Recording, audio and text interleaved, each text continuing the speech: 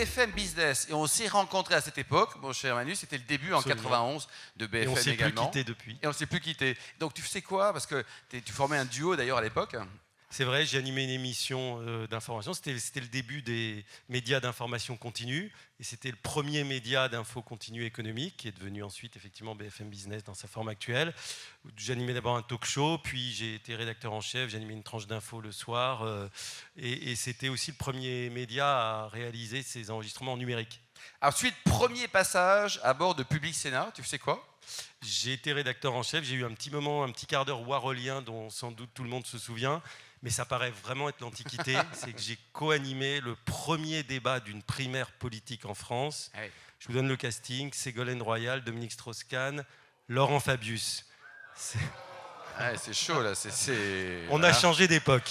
Eh oui. Alors ensuite, mais il y en a un qui est encore président du Conseil constitutionnel. Absolument, voilà. Oui, qui a un rôle important, quoi. Voilà, on l'a vu ensuite, récemment. pour te punir, tu vas aller travailler donc pour France Info et France Culture. Oui, absolument. J'étais chroniqueur économique de France Info puis de France Culture, en particulier pendant la crise dite des subprimes en 2008.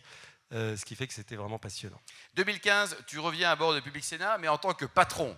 Donc là, tu n'es plus journaliste. C'est pas le même métier donc, de diriger une antenne, une équipe, un budget également, avec le statut de journaliste qui est sympa aussi. C'est ça qui m'intéressait, c'est de changer un peu de métier. C'est le changement, c'était un nouveau défi.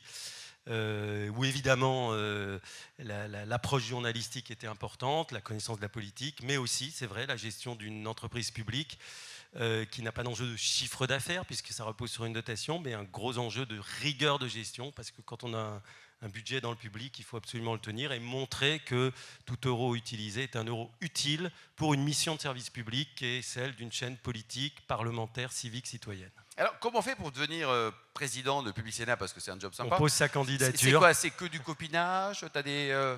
Il y a une vraie sélection. Non. Alors on pose sa candidature, c'est les procédures telles qu'on les connaît dans l'audiovisuel public. Il y a une commission de sélection qui est une commission de sénateurs de droite et de gauche, je m'empresse de préciser. Et donc ce qui a primé, c'est pas une sensibilité politique, surtout au Sénat où c'est pas vraiment l'enjeu, mais c'était la capacité de comprendre cette approche justement territoriale dont je parlais tout à l'heure, qui est spécifique au Sénat. Et c'était une institution que je connaissais bien, dont je crois qu'elle est utile. Elle est parfois contestée, je pense qu'elle est utile. D'ailleurs, le débat sur les retraites l'a montré, puisque le débat était plus constructif au Sénat. Et puis avec la volonté, il faut un projet, voilà. Et donc ça a marché, mais il n'y avait pas de copinage derrière. Non. Tu as voté pour qui à les dernières présidentielles? Je ne dirais pas. Très bien. Alors parmi les... Enfin, au deuxième tour, il n'y a pas trop de surprises. Hein. Parmi les faits d'armes... Ça, je peux le dire, je le revendique haut et fort. Même si... je ne suis pas forcément satisfait de ce qui se passe aujourd'hui. Ça, c'est un autre sujet. Mais ça, on est tous on pourra en parler. On pourra en parler aussi. Tous dans Alors, cette situation. quand tu étais donc aux commandes de cette chaîne, il y a eu pas mal de faits de gloire, en tout cas, avec notamment l'affaire Benalla, où tu as fait péter les compteurs, comme on dit. Hein. Ah oui, ça a été le record d'audience historique de la chaîne. Il nous a bien rendu service, Alexandre Benalla. Voilà. Merci, monsieur Benalla. Et là, il y a eu combien de personnes? On a eu 4% d'audience, c'était plus de 100 000 téléspectateurs qui ont suivi en direct le matin cette audition qui était très spectaculaire. Ça a marqué un point de rupture d'ailleurs dans le premier quinquennat d'Emmanuel Macron, une première année où tout va bien, et puis c'est un point où les choses commencent à se gripper. Elles sont encore grippées aujourd'hui. Alors, plus original, dans les succès, un reportage sur monsieur Camus. Oui, je vous disais, c'est une chaîne civique citoyenne, et on a voulu lancer une série de documentaires qui amenaient au grand public des penseurs dont on estimait qu'ils avaient encore un message à nous transmettre pour aujourd'hui. Et donc je l'ai fait sur Raymond Aron, je l'ai fait sur Albert Camus, et on l'a fait aussi sur Simone de Beauvoir. Et ça a été effectivement de très forts succès d'audience. Alors après 2 mandats donc à la présidence, tu vas rejoindre rapidement la Cour des comptes en qualité de directeur de la communication. Et puis depuis peu de temps, tu as rejoint le groupe Prisma Presse. Voilà, depuis 5 mois maintenant. Depuis 5 mois, donc Prisma Presse pour diriger donc les titres Capital et Management. Capital et Management. C'est donc le pôle économique de Prisma Media, qui est le premier groupe de presse magazine en France. Il y a Voici, Gala encore pour quelques mois. Qui dit Voici, juste pour voir, là, en vrai, là. Ah ben il y a François, il y en a un qui est honnête. Hein. Voilà. Et qui lit Capital?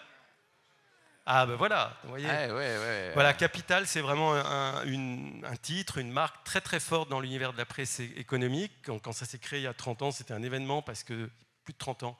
Ça amenait l'économie à Absolument. tout le monde avec un ton nouveau, moderne. Et donc là, ce qu'on est en train de faire, c'est d'essayer de réinventer ce journal, de lui redonner l'impact qu'il avait eu à son origine. C'est encore un beau titre, mais on peut encore lui donner un élan supplémentaire dans un univers qui a complètement changé depuis, qui s'est digitalisé, où l'économie ne marche plus du tout au même rythme. Et donc là, on a un gros projet de relance de ce titre. Et là, je vous donne rendez-vous au mois de septembre. Je reviendrai si tu m'invites. Absolument, pour un autre sujet. Ouais. Capital, aujourd'hui, c'est combien d'exemplaires diffusés? C'est 120 000 exemplaires par mois. 120 000 exemplaires par mois. Et management, alors quel est le positionnement? Parce qu'on se dit, quoi, c'est le cousin, c'est le petit frère? Oui, c'est le cousin, c'est le plus la vie interne de l'entreprise. C'est aujourd'hui un bimestriel. C'est une diffusion, je dirais, dans un milieu plus professionnel, mais qui reste encore un titre porteur aussi. Combien d'exemplaires pour management? Autour de 25 000. 25 000. Alors, là, on oublie le boulot. On oublie le confort de travailler pour Arnaud de Puyfontaine, on oublie Claire Léof, enfin, tous les gens qui sont des employeurs, donc par définition des gens formidables. On les embrasse absolument tous. Formidables. On les embrasse tous. On les embrasse. Et filmé, dis bonjour à Claire. Voilà. Ouais. Alors, ta casquette d'auteur, donc ça c'est ton 3e livre, Bergson. On a vu que personne dans la salle ne l'avait encore lu. Donc mais j'espère qu'à l'issue de notre rencontre, vous aurez envie de le lire parce qu'il y en a plusieurs exemplaires dans cette salle. Ton premier livre, Manu, il parlait de quoi? Des sondages. Ça s'appelait La folie des sondeurs. C'était essayer de démonter un peu tout le discours qu'on a sur les sondages en disant que ça va prévoir les élections, etc. Je montrais que non, parce que tout est imprévisible et ça va nous ramener à Bergson. Et le deuxième livre? Le deuxième livre, c'était un livre d'entretien qu'un éditeur m'avait demandé avec un homme politique que j'estimais beaucoup parce que je trouve qu'il avait une haute qualité intellectuelle, c'est Patrick Devedjian. Ça s'appelait À moi le ministère de la parole. Et donc, c'était, voilà, c'est vrai que c'était un politique un peu à l'ancienne qui avait vraiment du fond. Et donc, c'était intéressant à faire. Alors, Bergson, notre contemporain. Alors, bon, on va préciser, hein, il y a un lycée, il y a une place, mais pas que. Bon, alors, il est né de mémoire en 1859, ce garçon. Voilà. Très facile. Il est né en 1859 et il est mort en 1941. C'est-à-dire qu'il a chevauché 19e et 20e siècle à part égale. Alors, pourquoi tu t'es intéressé à ce personnage et qu'est-ce qu'il a fait pour ceux qui ne le connaîtraient pas, c'est-à-dire 99% des gens? J'ai combien de temps? 2 heures. Non, j'ai voulu amener Bergson à un plus large public et montrer que c'était vraiment un penseur qu'on avait un peu oublié, à tort, parce qu'il éclaire vraiment la période dans laquelle on est et il éclaire, je pense, vos métiers et les transformations que vous décriviez il y a quelques instants à propos des entreprises que vous dirigez. Bergson, c'est un philosophe très original qui a le mérite d'être plus accessible qu'on ne le croit. Il dit qu'il n'y a pas d'idée philosophique aussi profonde et aussi complexe soit-elle qui ne puisse s'exprimer dans la langue de tout le monde. Donc il faut aller le lire. Il est aussi subtil, donc c'est vrai que ses raisonnements sont complexes, mais il va renouveler vraiment la philosophie en mettant au centre de sa philosophie, je le dis en 2 mots, ce qu'il appelait la notion de durée, c'est-à-dire le temps. Et le temps qui n'est pas un temps scientifique où tout instant égale tout autre instant, mais qui est un temps d'évolution, un temps de changement. C'est le philosophe qui remet le changement comme étant la chose la plus importante dans la réalité. Au fond, la philosophie, elle considérait que la vérité, c'était dans une sorte de ciel éternel qui ne nous était pas accessible. Et Bergson dit non, ce que nous vivons, c'est ça qui est important, c'est ce changement permanent. J'ai pris une note tout à l'heure, j'ai le temps de sortir mon portable encore, monsieur. la durée. Si tu t'ennuies, tu peux lire, écouter.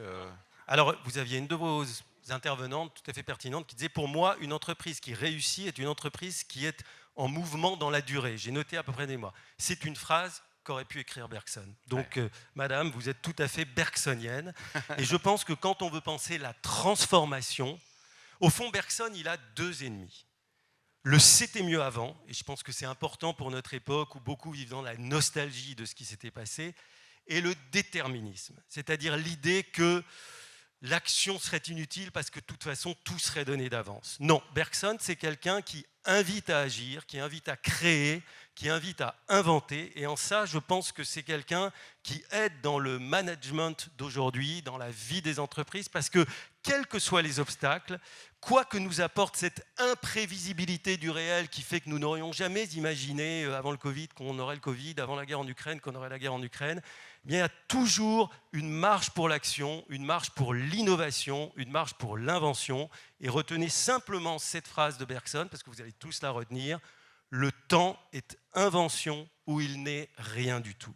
Voilà. Si vous retenez ça, je pense que vous avez du carburant pour retourner demain au travail. Bergson et l'écologie, l'environnement, il était déjà visionnaire, si je puis dire. Oui, parce que dans son dernier livre, il a lancé une sorte d'avertissement, lui qui avait connu la révolution industrielle et puis qui, dans les années 30, voit monter le fascisme, le nazisme.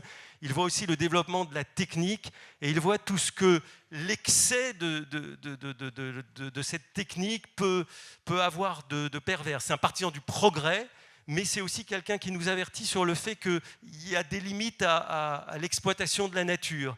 Et donc, il appelle à un certain retour à la simplicité dans notre vie. Et ça, je pense que ça a un écho aujourd'hui.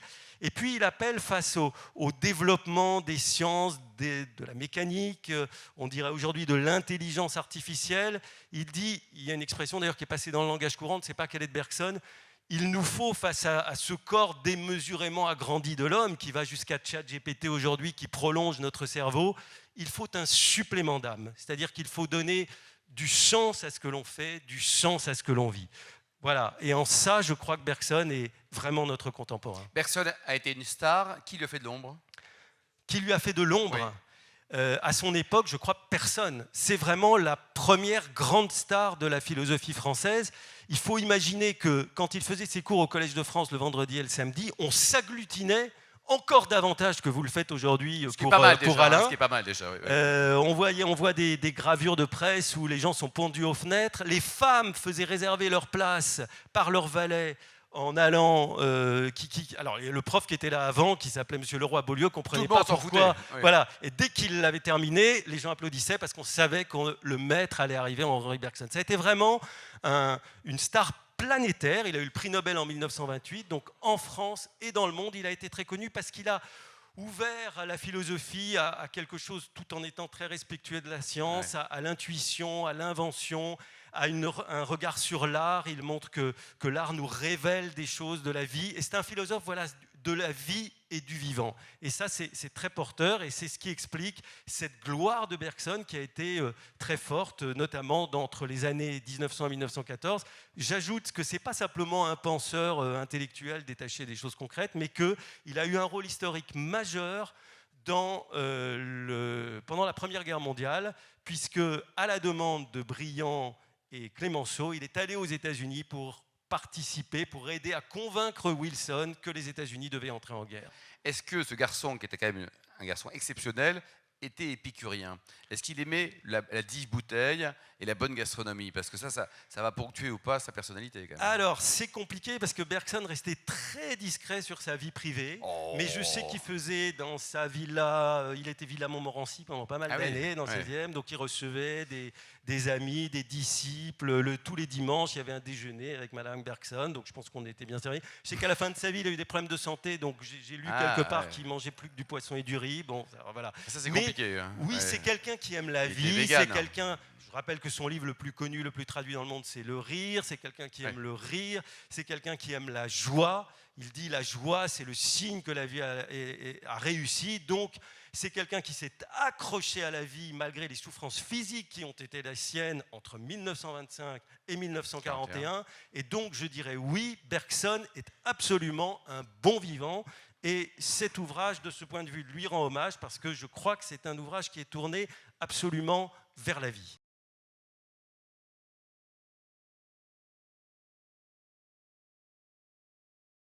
Pour une raison qui est la suivante, à mon avis, voilà, c'est que Bergson est un philosophe qui refuse les systèmes fermés où toute la réalité serait en quelque sorte encadrée par des principes préétablis. Voilà. Et donc, après la Deuxième Guerre mondiale, il y a un point de rupture. On a le capitalisme d'un côté, le communisme de l'autre. Au siècle de Bergson succède le siècle de Sartre avec des idéologies extrêmement fortes. Et ça, Bergson n'est plus dans ce monde-là. En revanche, je crois qu'aujourd'hui, où on est sorti de ce carcan idéologique, où on est davantage amené à considérer la nuance des choses, à être beaucoup moins dogmatique et surtout à observer la réalité du ce faisant, dit Bergson, et non pas à plaquer dessus des cadres tout faits, eh bien, Bergson a toute sa place pour que nous lui redonnions l'aura qu'il mérite. Emmanuel Kessler, Bergson, notre contemporain. On applaudit chaleureusement Emmanuel.